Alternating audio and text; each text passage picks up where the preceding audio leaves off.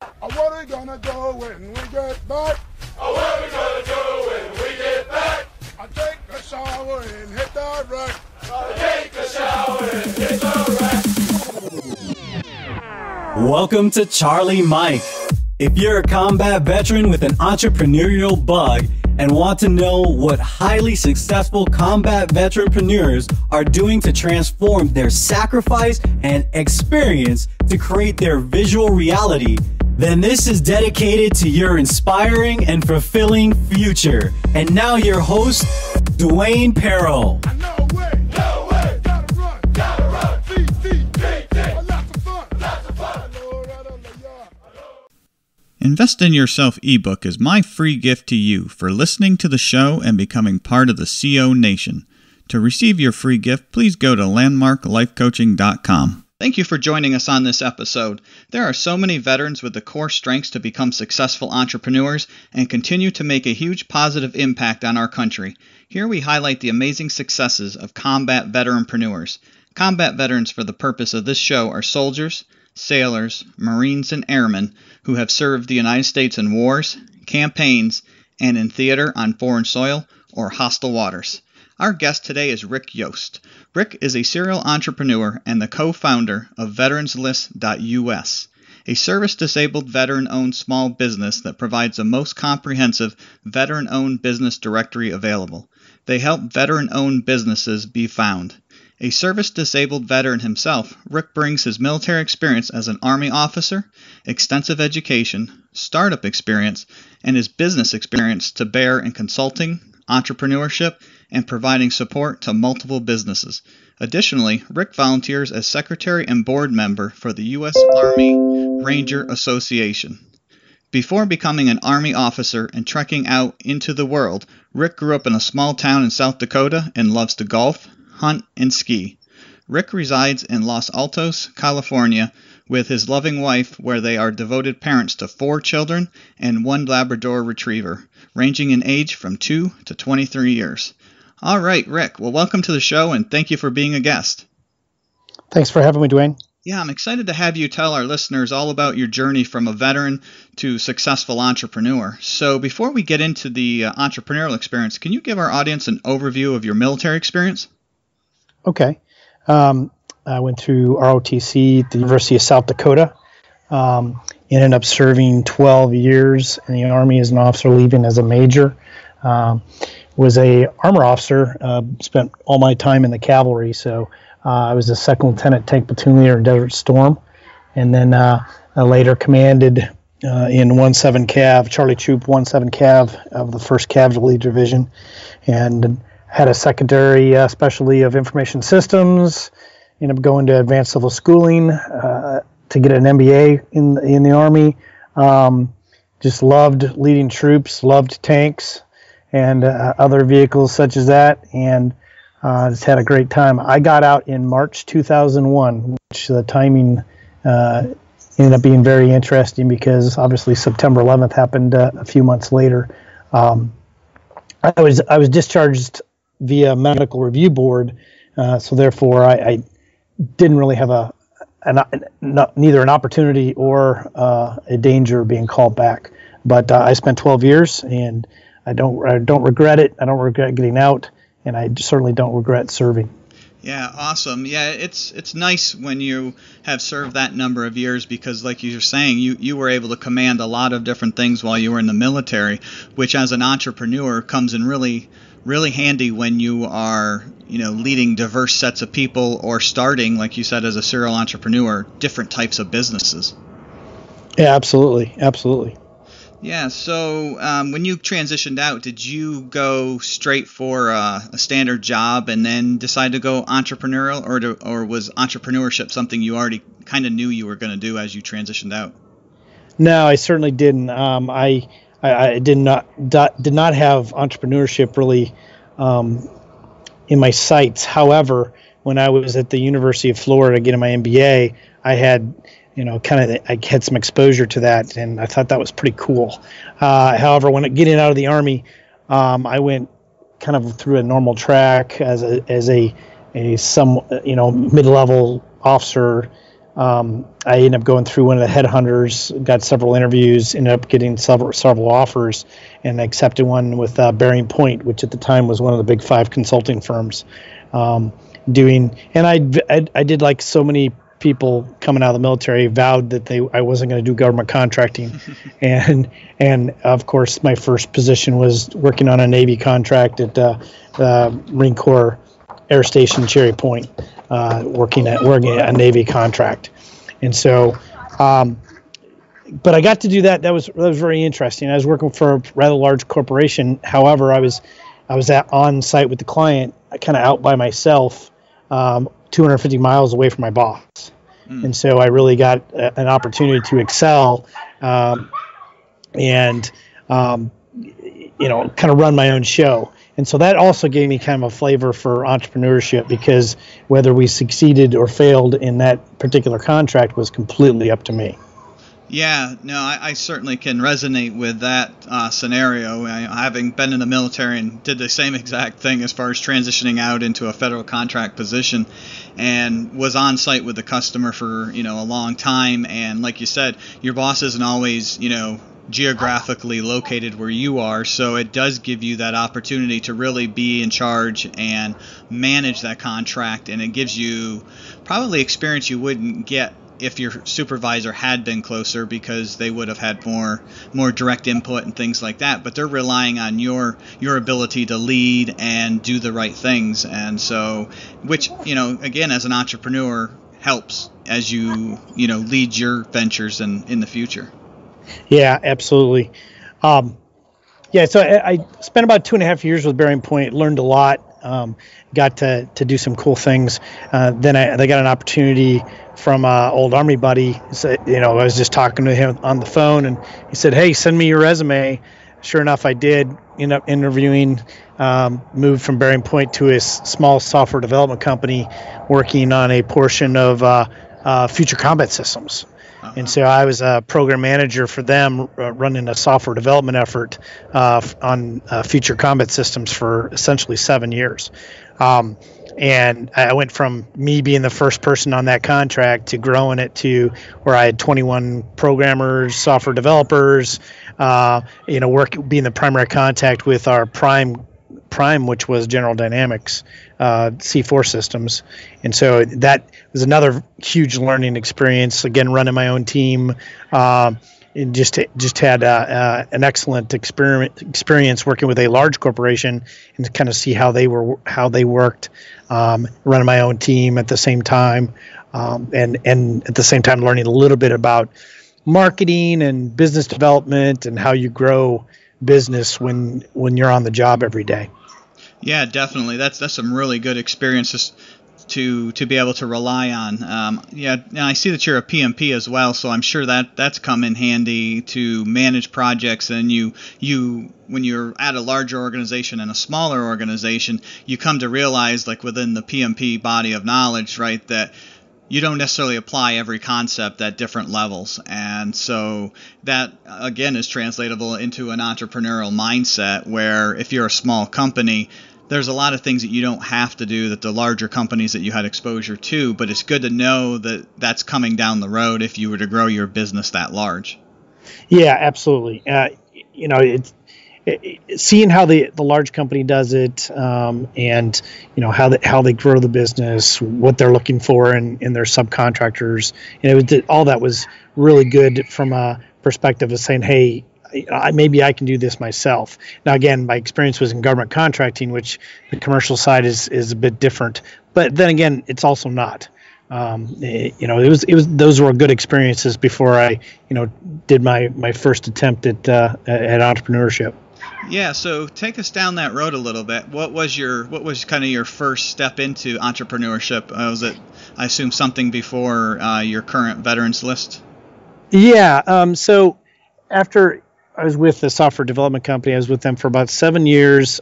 Future Combat Systems, as a major program, was not doing well. However, there was lots of small efforts within that actually did a lot of good for our military. However, the concept the overarching concept, I think, ultimately failed, and the contract got canceled, all that kind of stuff. It was starting to wind down about the time I decided to leave. And at that time, a little bit before that, I had met a guy just networking in the Washington, D.C. area, and we got to talking at one point about some of the technology that he had designed, some of the experience that he had in the world of cyber. And one thing led to another. I've taken my business experience and my experience in government contracting, and I joined up with him as a business partner, and we started a little cybersecurity company. Now, this is May 2008. Okay, so what happened in 2008? A big, huge crash happened in 2008, and it's from the world of cyber.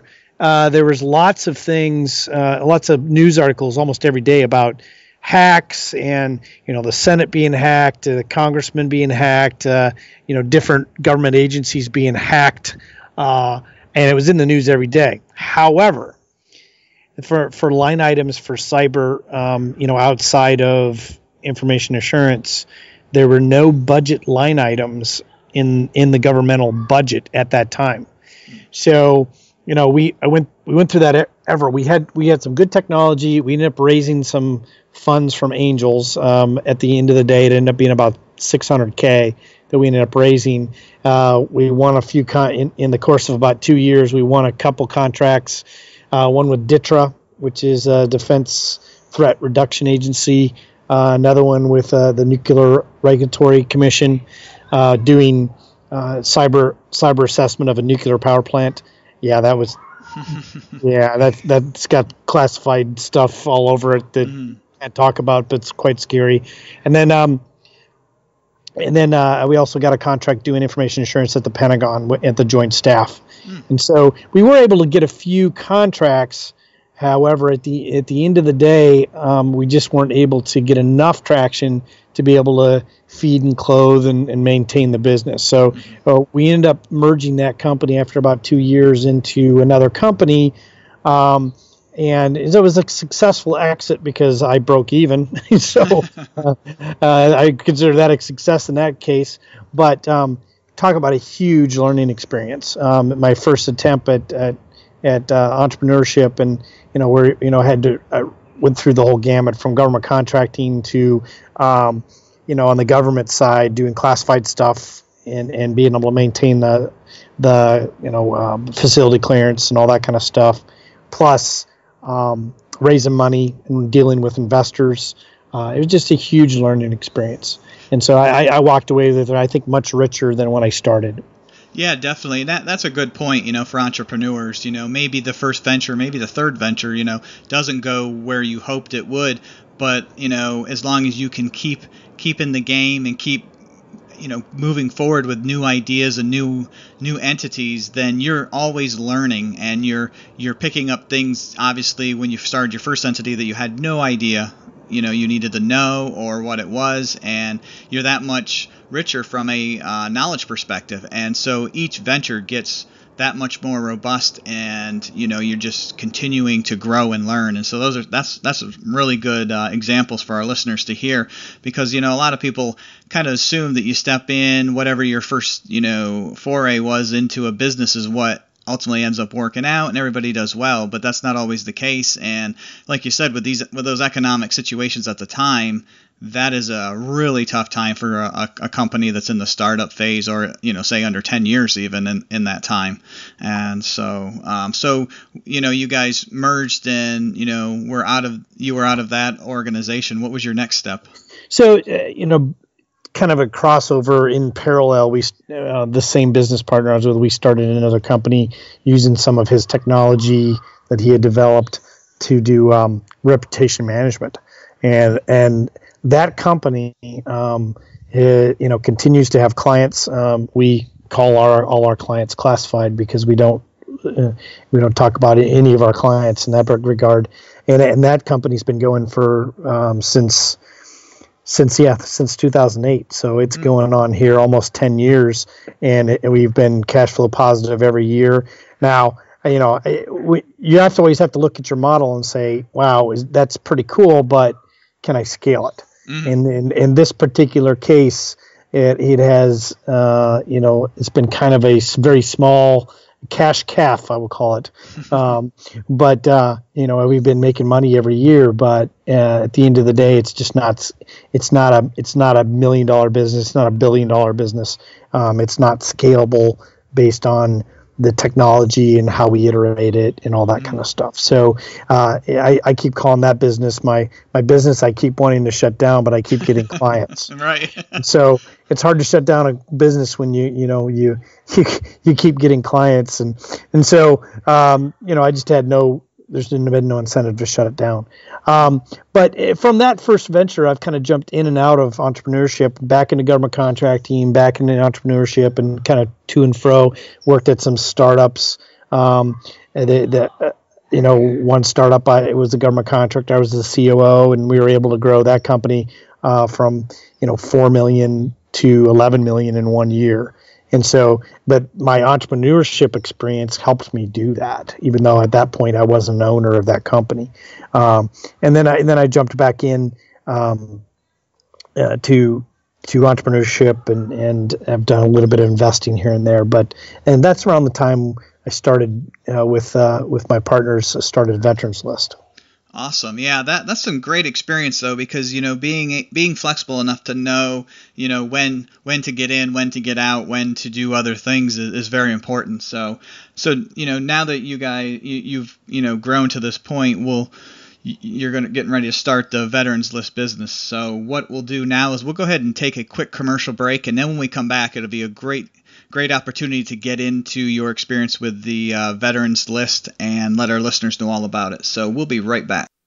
Landmark Life Coaching's vision is to be the nation's premier coaching partner for inspiring and empowering those in transition. They partner with courageous groundbreakers and transitioning veterans to create fulfilling and empowering futures that they desire. They have partnered with various entrepreneurs and transitioning veterans to leverage their core strengths and implement the framework for the future they always dreamed of. Could you or anyone you know benefit from a success partner to bring clarity to your future or their future? If so, please check out landmarklifecoaching.com for more information and charliemikepodcast.com for the Charlie Mike Podcast, showcasing the successes of combat veteranpreneurs. Okay, we are back with Rick Yost of veteranslist.us. Rick, before we went to break, was giving us a great overview of his military experience and how that transitioned into getting a regular JOB as a federal contractor, and then different entry points and exit points into entrepreneurial endeavors, and being able to work with various startups with his entrepreneurial experience. Even though he wasn't an owner in it, he had great experience that they could leverage to really grow those businesses. So at this point, Rick is, gotten to the point where he has created or is about to create the Veterans List business that he has now. So Rick, could you kind of give us a rundown or an overview of kind of how you got into that, how you came about doing a veterans-based business? Well, you never know how opportunities are going to pop up. I literally was kind of trolling around on Kickstarter one day, and I just for grins, I typed in veterans to see what was out there on the Kickstarter, and sure enough, this thing called Veterans List popped up. And I looked at it, that's interesting. Well, about a year prior to this, I had needed a plumber in my condo in DC, and I was like, I'm a veteran, I want to hire a veteran, and so I went to the internet to try to find a veteran-owned plumbing company, and I'd seen the vans driving around town that said right on it, service disabled veteran-owned company, and it was a plumber. But using the internet, for the life of me, I could not find a veteran-owned company. I obviously had my problem, and I needed to get it fixed. So I ended up with one of the big companies there in DC, and I just thought to myself, this is kind of sad. Here I am. I had to spend money. I wanted to spend it with a veteran, but I could not find them. And I think that's a problem. Somebody needs to fix that. Well, about a year later, I said I was on Kickstarter. Well, I looked at the person who had started this Kickstarter, and sure enough, the guy was local, former Marine. His name's Will Amos. And I said he was local there, so I shot him a note and said, hey, would you like to have coffee? And so we we linked up at Union Station there down in DC near the Capitol, and had coffee and just hit it off, and ended up partnering up on Veterans List. He had just had this idea and kind of basically thrown it up on Kickstarter, and just to see if it stuck for the most part. And so we talked about how we could actually, put some rigor to that and grow a little bit better. We were able to successfully fund our Kickstarter. Not a lot of money, but we were able to get it funded, which was enough to get the website started. And we were off and running from there. And so we are coming up here almost on 3 years that we've been operating Veterans List. And we have, we've got 130,000 businesses on our list. And, over those 3 years, we've just been able to help a ton of veteran-owned businesses. And, just to give you my short spiel, we help veteran-owned businesses in 4 ways, primarily. And that's one is the obvious is a directory, but that's only one of the things we do. The number 2, I've gone out and negotiated a whole bunch of different veteran discounts for the types of items that veterans need for their business. I try to create win-win-win situations. The vendor gets a new client, the veteran gets a discount on whatever they need to buy, and then Veterans List will get a small affiliate take on that deal, just so we can continue to help veterans. And so those are business resources, and it's key to I vet out these resources and make sure that I know the people that are involved, the CEO of the company, all that kind of stuff. I get involved with those partners so that when I, make a recommendation to a veteran, I can stand there, look them in the eye and say, hey, these guys will take care of you. So that's the second thing. The third way is, and this has really been growing recently, is working with large corporations, and particularly their supply diversity departments. And every event I've been to in Veterans Day and stuff, these large corporations will stand up. We would love to do more business with veterans. We just don't know how to find them. And I'm trying to solve that problem. And so I've been working with several large corporations, and they've reached out to me and said, hey, we want to get a veteran to do X, Y, or Z. Do you have any in this area? And I've been able to give them, a short list. Hey, call these different businesses, and that gives you a short list of folks that can bid on that. They're all veteran owned, and they'll do good by you.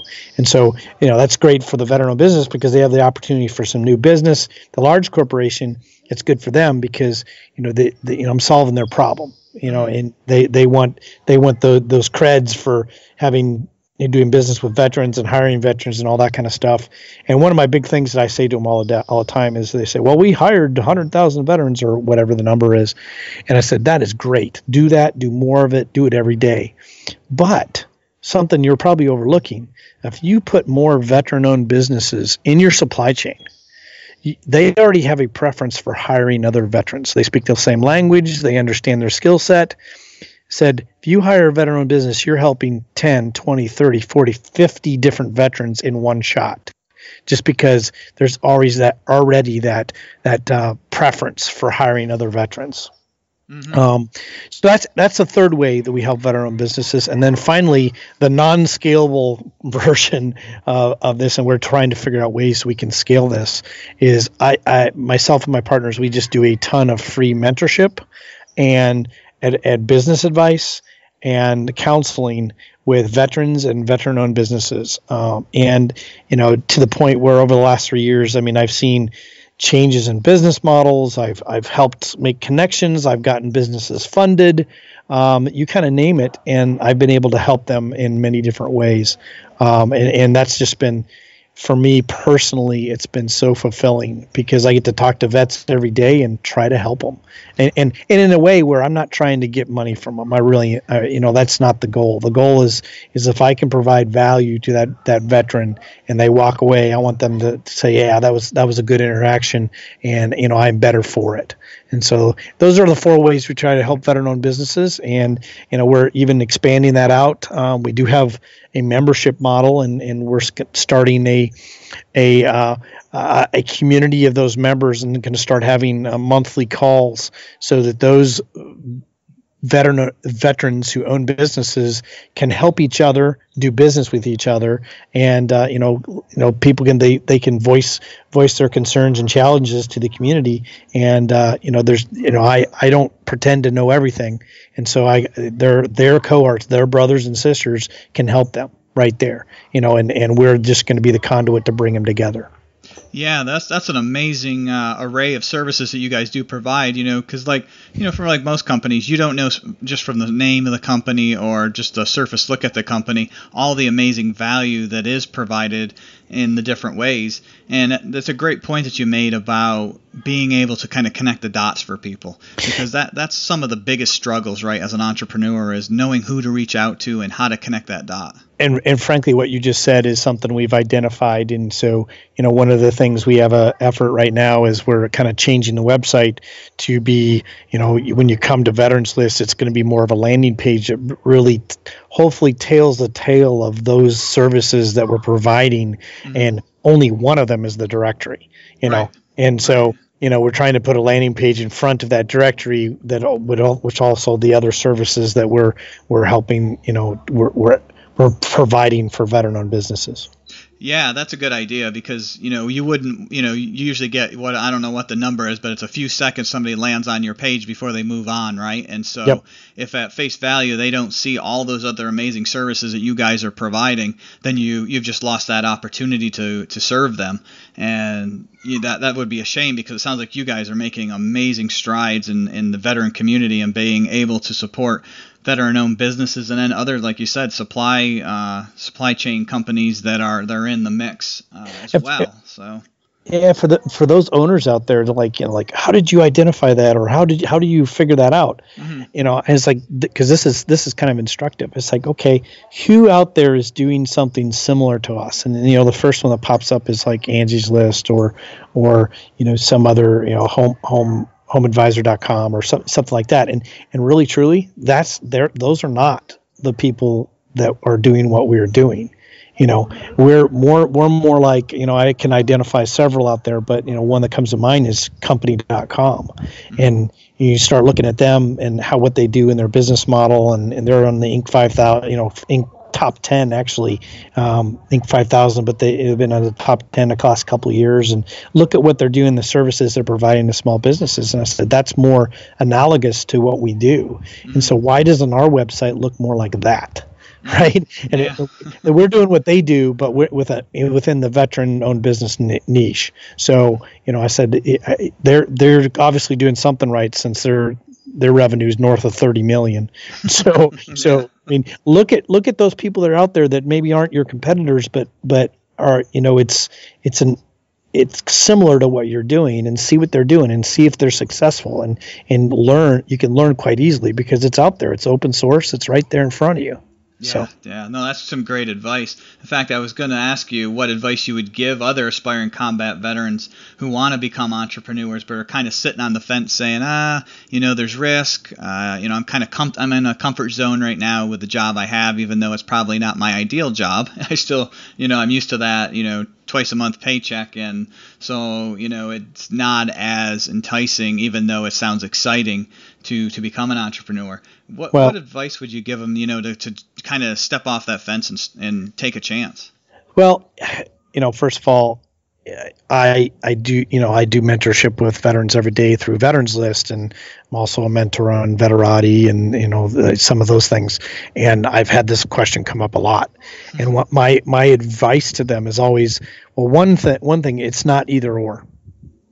If you've got a day job, that does not mean that you can't have a side hustle that ultimately becomes your main gig. So even if you think you want to do it, but you're not sure, but you kind of have a good idea, there's no reason why you can't do a side hustle and see where it goes. Mm-hmm. Right? That's one set of advice. The other set of advice is, okay, if you think you've got, it's something that you can't really do as a side hustle, or, you're committed and it's like, before you take that leap, make sure that you're doing the right type of analysis to determine whether that's a good idea. I.e., and when it comes to a product, doing pre-sales, There's nothing that says, hey, this is a good idea, like having 10, 15, 20 people pre-order your product. And there are lots of ways to do that via Kickstarter, Indiegogo, or other ways as well. Just normal websites. If from a service perspective, find somebody that's willing to pay you to even do it on the weekends. Find out that's marketable, because the real market test is when somebody reaches in their pocket, pulls out money, and hands it to you. That is the ultimate checked block. You can do surveys, you can do Google searches, but there is nothing like an actual, getting paid by somebody, and not your mom. Right. All right. So that's my advice, is that if you feel like you want to do entrepreneurship, or you just have a good idea that you think needs to get out there in the world, there are lots of options. There's no one right answer, but there are lots of different ways you can get to the ultimate goal. Yeah, that's some great advice. And that was a good point you made, too, is when you're testing those waters, really test the waters outside of your inner circle, right? Those that are close to you, who have nothing but your best interest in mind, because sometimes it'll be misleading, the feedback that you get from them versus, what you would get from somebody who doesn't know you and just has exposure to what product or service you want to bring to market, so that feedback is really realistic. Yeah, absolutely. Yeah, because I've talked to various entrepreneurs who are like, yeah, my buddy said this was a great idea and it all made sense, and I jumped out there, and then, I'm holding the bag and nobody's interested in what I have to offer. So yeah, and that's the thing, is like, before you jump, make sure you got something to land on. And and that's how you do it, is test it. You need to be solving a problem, and that problem needs to be something that people will pay money to get solved. Yeah. There's lots of problems out there that people will not pay money to be solved. Exactly. Good point. All right. Wow. This has been an amazing conversation. And as we're running out of time here, I'd like to give you an opportunity to let our listeners know how they get in contact with you or learn more about your business. Yeah, absolutely. Well, I am an open book. I always talk veterans and veteran entrepreneurs. They can give me a call or email me anytime, and because that's part of what we do at Veterans List. They can always reach me. Just go into veteranslist.us and do the contact form there, or they can just email me directly at Yost, YOST, at veteranslist.us. And I answer all my own emails, and I always enjoy talking to veterans. And if you're thinking about starting a business, or you have one and you have a particular challenge, reach out to me, because one, I may have an answer for you, and if I don't, I will definitely try my best to use my network to help you get an answer. Great. Well, thank you again for being on the show, and most importantly, thank you for your service to our country. Absolutely. Thanks, Dwayne. Thanks for having me, and it's been a pleasure. Remember, loyal listeners, we are the home of the free because of the brave.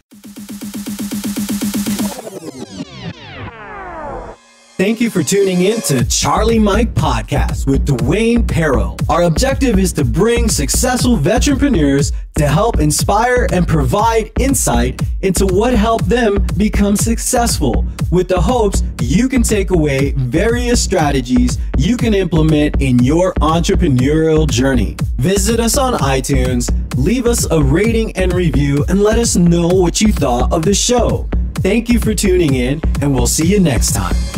Hoorah!